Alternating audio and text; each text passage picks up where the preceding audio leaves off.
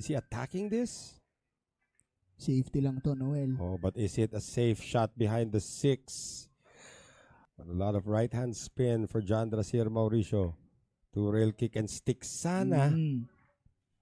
Down all the way to the depths of hell. Or baliktad. Yung pato dito yung pinalayo for Dio Careza. Tignan natin if he goes for the 1-railer that's near the side pocket. Made good contact. Wow, good speed by Mauricio. Dagtum yung itim. Long rail. Made it.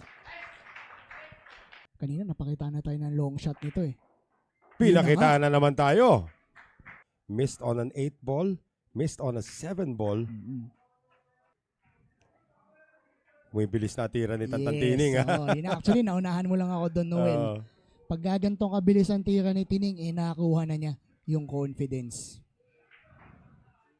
Oh, this is gonna feel good for Tristan Jocaresa. It was not pretty, but it's the first win for the QC Dragons tonight.